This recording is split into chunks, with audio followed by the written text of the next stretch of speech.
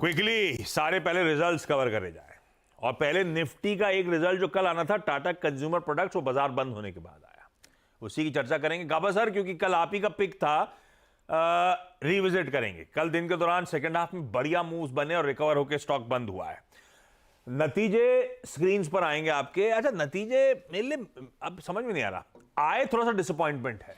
8.5% का उछाल है, पर उसके बाद सारी तस्वीर बढ़िया है, क्योंकि इबीटा में जब आए 8.5% बढ़ी, इबीटा 23% बढ़ा, मार्जिन बढ़ गए अच्छे खासे, 14.1 से बढ़ के 16% पे मार्जिन पहुंचते हुए नजर आए। मुनाफा आपको हर जगह दिख रहा होगा 20% गिरा हुआ। दरअसल उसमें एक्सेप्शनल आइटम है, 215 करोड़ रुपए का एक्सेप्शनल आइटम है। उस एक्सेप्शनल को एडजस्ट कर दो तो मुनाफा भी बढ़िया 40% के आसपास का जंप दिखा रहा है। तो आए स्लाइट डिसअपॉइंटमेंट हो सकती है, लेकिन उसके बाद सारे आंकड़े इंकरेजिंग। गाबा सर, पोजीशन कैसा है ये स्टॉक?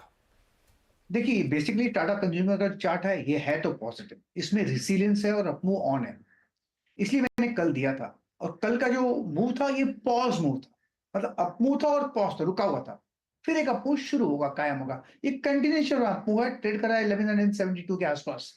मेरे ख्याल से अब भी एक बाय बनता है, 1160 का स्टॉप लगा चले तो नियर टर्म टारगेट 1200 है, लेकिन मुझे लगता है 1200 को रुकने वाला नहीं, ये हायर जोन देखेंगे टाटा कंज्यूमर ने, 1250 भी देखेंगे आते दिनों में। तो बाय एंड होल्ड स्टॉक है टाटा कंज्यूमर, सेफ स्टॉक है, इसकी इनहेरेंट स्ट्रेंथ है Tata consumer. Safe stock, inherent strength है, नंबर्स ऑपरेशनली बढ़िया, ब्रोकरेजेस के व्यूज प्रोड्यूसर्स आप स्क्रीन पर रख रहे हैं, मैं आगे बढ़ रहा हूं। इसके बाद दो वायदा बाजार के नंबर्स आने थे अदर देन टाटा कंज्यूमर, जो निफ्टी का तो वैसे नंबर था ही था, एमसीएक्स और आईसीआईसीआई प्रू। तीसरा जो आना था वो एमएनएम फाइनेंशियल, तो टल गया है क्योंकि कुछ गड़बड़ा गया मामला, उस पर आप वापस नहीं जा रहे। एमसीएक्स के नंबर कल रात आए काफी और बढ़िया नंबर्स हैं। क्यू ऑन क्यू आए 5% गिरी, पर उसके नीचे की कहानी देखिए। इबीटा लॉस था 20 करोड़ का, 102 करोड़ का इबीटा प्रॉफिट है। 5 करोड़ का नेट लॉस था, 88 करोड़ का मुनाफा कर डाला है। ऑपरेशनल परफॉर्मेंस खासी स्ट्रांग। कई लोग मान रहे हो टीसीएस के सॉफ्टवेयर पे ट्रांजिशन करने के बाद वो शार्प डिक्लाइंस अरेस्ट हो गए। तो नंबर्स तो बढ़िया दिख रहे हैं, इबीटा और प्रॉफिट मल्टी क्वार्टर्स हाईस पे आता हुआ। दूसरा, भाई साहब आप ये दोनों चार्ट रेडी रखना, एमसीएक्स या फिर ICICI prudential life. Total APE साल दर साल 9.5% बढ़ा, पर उसके बाद ये नंबर्स गड़बड़ाते चले जाएंगे। स्ट्रीट एनालिस्ट का देखते हैं, वैल्यू ऑफ न्यू बिजनेस कितना आया, 26.5% गिर गया है भाई साहब। ये जो नया धंधा आ रहा था, इसके margin, value of new business margin, VNB margin आपकी स्क्रीन पे 32 वाले 21.5 पे 1050 बेसिस पॉइंट्स करेक्ट कर गए, और मुनाफा 26% गिरा। नंबर्स कमजोर लग रहे हैं। बैती साहब, एमसीएक्स आईसीआईसीआई प्रू कोई रडार पे है क्या? जी आशीष जी, एमसीएक्स जरूर है। न्यूज फ्लोज काफी पॉजिटिव है, नंबर्स तो अच्छे आए, और जिस हिसाब से इन्होंने अभी करंटली मिनी कॉन्ट्रैक्ट्स लॉन्च किए, उसका भी एक अच्छा बेनिफिट मिलेगा इन्हें। मिनी कॉन्ट्रैक्ट्स ऑप्शन में जो एनर्जी प्रोडक्ट्स पे लॉन्च कर, जिस हिसाब से गोल्ड सिल्वर बढ़ा है, काफी हेज पोजीशन और वॉल्यूम्स बढ़ रहे हैं उसके भी इनके एक्सचेंज पे। और चार्टिकली भी बहुत अच्छा सेटअप बना हुआ है इसमें, और वेल प्लेस्ड है 4300 तक के भी लेवल्स दिखाने के लिए। तो खरीदारी की सलाह है कोई डिप में, जो इसमें स्टॉप लॉस मेंटेन करना और 3900 का एक एसएल मेंटेन करें। ये रहे भाई दोनों रिजल्ट्स, देखते हैं रिएक्शंस कैसे रहते हैं। इनके अलावा जो बाकी के कैश के नंबर्स थे, क्विकली हाईलाइट कर देता हूं। मानस, उसमें टाटा एलेक्सी आप चेक करना, और सतपति साहब एक 361 वैम, वो आईएफएल वेल्थ जो पुरानी थी, उसका चार्ट आप रेडी रखना। मैं आता हूं आप लोगों के पास। टाटा एलेक्सी के नंबर्स क्यू ऑन क्यू कमजोर है। अच्छा, ये स्टॉक का थोड़ा लंबा चार्ट उठा के रखिएगा, ये बहुत करेक्ट हुआ है। अब मुझे नहीं पता ये कमजोरी किस हद तक नंबर्स में है, पर आप इसको प्रीमियम इसीलिए देते थे क्योंकि ये हाई ग्रोथ, अपने पीयर से बेहतर ग्रोथ डिलीवर कर रही थी। वो ग्रोथ नदारत हो रही है, ये एक कंसर्न होना चाहिए। कांस्टेंट करेंसी में आए 0.6% गिरी, इबिट 4.5% गिरा, मार्जिन 100 बेसिस पॉइंट गिरे, और मुनाफा 4.5%, 4.6% टू बी प्रिसाइज, ठंडा पड़ गया। सीक्वेंशियल देखना चाहिए, सीक्वेंशियल नंबर्स आपकी स्क्रीन पे कमजोर। नेल्को, एक और टाटा ग्रुप एंटिटी, नंबर्स कमजोर दिख रहे हैं।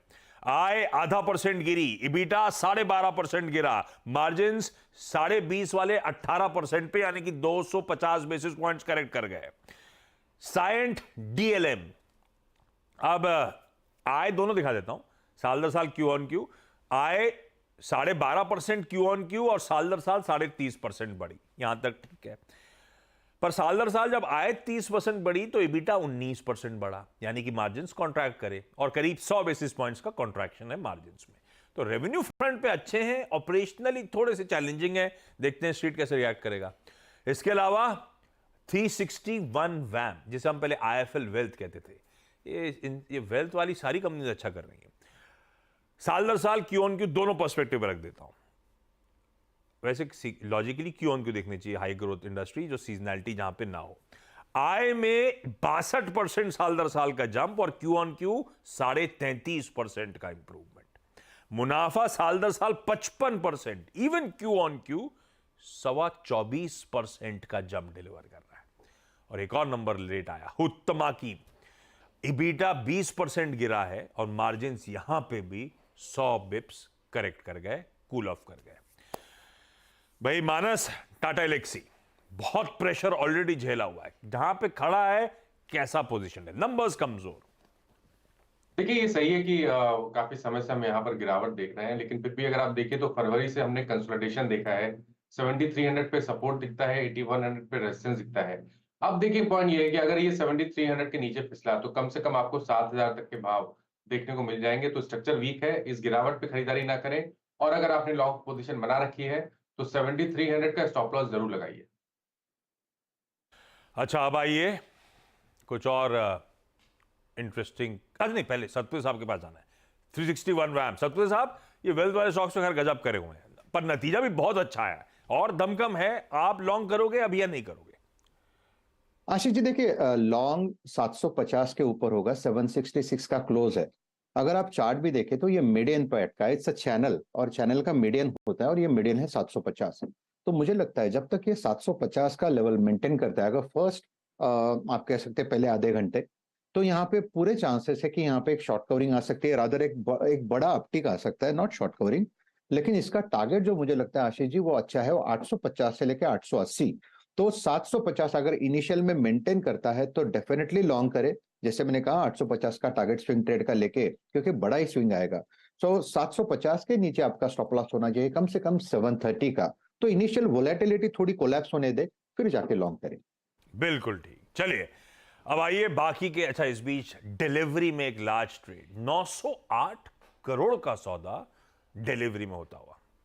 कल के भी लार्ज ट्रेड इसी समय हुए थे, उनकी अभी अपडेट लेकर आता हूं, बताता हूं, 2 मिनट रुकिए। पहले बाकी के स्टॉक से न्यूज। बीएसई लिमिटेड में रडार पर रखूंगा।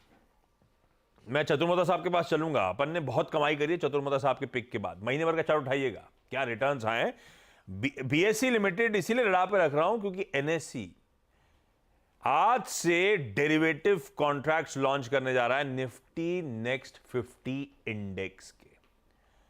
तो 3 मंथली कॉन्ट्रैक्ट आज से लॉन्च हो जाएंगे। एक्सपायरी रख दी है इन्होंने इस कॉन्ट्रैक्ट्स की फ्राइडे को, जो इकलौता दिन स्लॉट इनके लिए खाली था, जहां पे बीएसई के सेंसेक्स के लिए कहा गया था पहले जगह बनाई गई है, उसको रूम दिया गया है। अब उन्होंने दोनों ने स्पेसिफाई तो करनी था, आपको याद होगा, लेकिन उन्होंने अपनी एक एक्सपायरी बदल दी थी। अब वो पहुंच गए वहां पे और 6 महीने के लिए ट्रांजैक्शन चार्जेस इस एफएनओ कॉन्ट्रैक्ट के लिए वेव ऑफ भी कर दिए। एफएनओ में अगर आप सौदा करेंगे कोई ट्रांजैक्शन चार्ज नहीं, 6 महीने प्रमोशन ऑफर कह लीजिए। तो बीएसई लेकिन तार से खड़ा हुआ है। अभी आता हूं इस पे। Lupin establishment inspection report Aurangabad facility के लिए आई है, जिसमें वॉलेंटरी एक्शन इंडिकेटेड। अरे आपकी जो दिक्कतें आई, आपत्तियां खुद ही सुलझा लो, हम इंटरवीन नहीं करेंगे। अच्छी ही खबर है। एक होता है क्लीन चिट, उसके बाद दूसरी ये होती है, कंपनियां प्रेफर ही करती हैं इस तरह का आ जाए। डॉक्टर रेड्डीज ने कोई ड्राई पाउडर है, दवा है, यूएस में लॉन्च करी थी, उसमें उसके ओरल सॉल्यूशंस रिकॉल करें, कुछ दिक्कत आई थी, तो ये अपनी तरफ से पहले से कर लिया, इससे पहले गाज गिरती, पर खबर बुरी है। आईएफएल फाइनेंस, वो इसके गोल्ड लोन पोर्टफोलियो, नए गोल्ड लोन डिसबर्स करने पे आरबीआई ने रोक लगा दी थी। उसके बाद अपडेट आया था कि स्पेशल ऑडिट कंडक्ट करेंगे इसका। कल कंपनी ने अपडेट दिया है, कल से स्पेशल ऑडिट आरबीआई का शुरू हो चुका है। एसबीआई कार्ड, इस सुबह नीरज वाजपेयी बता रहे थे मेरे पे डाल के, लेकिन मेरे को लगता है गाबा सर पे इसको भेज देना चाहिए, क्योंकि ट्रैवल एफिक, क्या कहते हैं, ट्रैवल एफिकानाडोज चाहिए वो, अरे मतलब ट्रैवल बफ्स के लिए, ट्रैवल एफिकानाडोज के लिए एसबीआई कार्ड माइल्स लॉन्च करा है। पहला travel focused core credit card है भाई। गावा सर देखा मैं आपका कितना ख्याल रखता हूं। इसके पॉइंट जो मिलेंगे अपन दोनों मिलकर उसको स्पेंड करेंगे। सुदर्शन केमिकल्स कोई पिगमेंट लॉन्च करा है Sumica gold, coating plastic textile industry के लिए। कल ये स्टॉक खैर बहुत तेजी में था। वेल्सपन कॉर्प को लेटर ऑफ अवार्ड मिला है लाइन पाइप्स के एक्सपोर्ट के लिए 611 करोड़ का। पूर्वांग्रा मुंबई के पाली हिल में रीडेवलपमेंट प्रोजेक्ट के लिए प्रेफर्ड डेवलपर चुना गया है, जिसका ये कह रहे हैं ग्रॉस डेवलपमेंट वैल्यू 2000 करोड़ रुपए से ज्यादा की है। बाटा इंडिया पे स्टेट टैक्स ऑफिसर की गाज गिरी थी। डिमांड नोटिस था 60 करोड़ का, सुलझा लिया है भाई। अब डिमांड नोटिस रह गया है केवल 7821 करोड़ का। आरपीपी इंफ्रा को 412 करोड़ के ईपीसी के अंतर्गत जेवी को ऑर्डर मिले। गोकुलदास एक्सपोर्ट जो क्यूआईपी आया था, इशू प्राइस तय कर दिया 775, 806 पे चल रहा है, 775 पे क्यूआईपी का इशू प्राइस तय। क्राफ्ट्समैन ऑटोमेशन की 27 तारीख को यानी कि सैटरडे को board meet, fund raising equity issuance के जरिए। एमी ऑर्गेनिक्स की इस फ्राइडे यानी कि 26 अप्रैल को board meet, fund raising equity issuance preferential basis पे, ये भी स्पेसिफाई करा इन्होंने। और भाई आप सब इंतजार कर रहे होंगे, गणित कहता है वोडाफोन आइडिया के एफपीओ अलॉटमेंट वाले शेयर्स आज अकाउंट में क्रेडिट होने चाहिए, कल से ट्रेड होने उतरने चाहिए। रखिएगा उसको रडार पे। खैर चतुर्मोता साहब बीएससी बहुत तगड़ी मोमेंटम में, हमने आपके साथ उस मोमेंटम को बहुत बड़ी तरीके से एंजॉय भी कर रखा है, पर कॉम्पिटिटिव इंटेंसिटी ऐसा पढ़ के लग रहा बढ़ने वाली है। डरने का तो नहीं ना? नहीं देखिए आशीष जी, ये तो इतना बड़ा मार्केट है कि आप इसमें देखेंगे, इसमें दो प्लेयर बहुत ही अच्छी तरह से कोएग्जिस्ट हो सकते हैं। और इसमें बीएससी की कुछ खास बातें, अगर से मैं आपको एक छोटा सा डेटा पॉइंट दूं कि फाइनेंशियल ईयर 24 में सेकंड क्वार्टर में डेरिवेटिव्स की जो इनकम थी वो बीएससी की डेरिवेटिव्स की इनकम थी 2%। और यही इनकम हमारा मानना है कि फाइनेंशियल ईयर 25 में डेरिवेटिव्स से जो इनकम बीएससी को आने वाली है वो टोटल इनकम का 35% रेवेन्यू सिर्फ डेरिवेटिव्स करेगा। इसका मतलब है कि ये जो पूरी एक्टिविटी डेरिवेटिव्स में बढ़ रही है, ये एक बहुत बड़ा टेलविंड एनएससी के लिए तो है ही है, इसका बहुत बड़ा बेनिफिट बीएससी को भी मिल रहा है। दूसरी बात, जब हम कहते हैं कि जो इन्वेस्टर का बेस है वो बढ़ गया, पिछले 5 सालों में इन्वेस्टर बेस ऑलमोस्ट 4 टाइम्स बढ़ गया, और हम 10 करोड़ डीमेट अकाउंट्स की बात करते हैं, तो इसका बेनिफिट कैश इक्विटी के अंदर में भी मिलेगा, मार्केट के अंदर में जो आप देखेंगे मार्केट एक्टिविटी उसको भी मिलेगा। तो आप देखिए कि बीएससी की जो रेवेन्यू वो काफी तरह से डिवाइडेड है। 20% जो रेवेन्यू है वो करीब करीब कैश इक्विटी से आ रही है, म्यूचुअल फंड प्रोसेसिंग से बीएससी को करीब करीब 10% की रेवेन्यू आ रही है, जहां पे इनके पास एक सॉफ्टवेयर है जिसके थ्रू ये म्यूचुअल फंड की प्रोसेसिंग करते हैं। तो मुझे लगता है टेलविंड काफी स्ट्रांग है, और स्टॉक इवेंचुअली जिस तरह का एक डिसाइसिव ब्रेकआउट दिया है, 3500 रुपए की जगह अभी भी मुझे लगता है बीएससी के स्टॉक में बनती हुई नजर आ सकती है। तो भैया घबराने का नहीं। क्विकली, कल जो सुबह सुबह लास्ट ट्रेड्स हो गए थे ना, बैंक ऑफ बड़ौदा में हुआ था, यूरेका फंड ने माल छोड़ा, सोसाइटी जनरल ने 3 करोड़ 26 लाख शेयर्स खरीदे। बंधन बैंक में हुआ था सुबह सुबह ब्लॉक विंडो में, याद होगा आपको, वहां पे भी यूरेका फंड ने माल छोड़ा, सोसाइटी जनरल ने 1 करोड़ 21 लाख शेयर्स खरीदे। अच्छा, आज नतीजों में एक्सिस, एचयूएल और एलटीआई माइंट्री, निफ्टी के तीनों। और एक्सिस के लिए याद रखिएगा बोर्ड फंड रेजिंग पे भी विचार कर रहा है, क्यूआईपी, तो डाइल्यूशन रिलेटेड जो वरीज हैं उसके चलते अब देखते हैं अनाउंसमेंट क्या आता है आज। पर अब इलेक्शन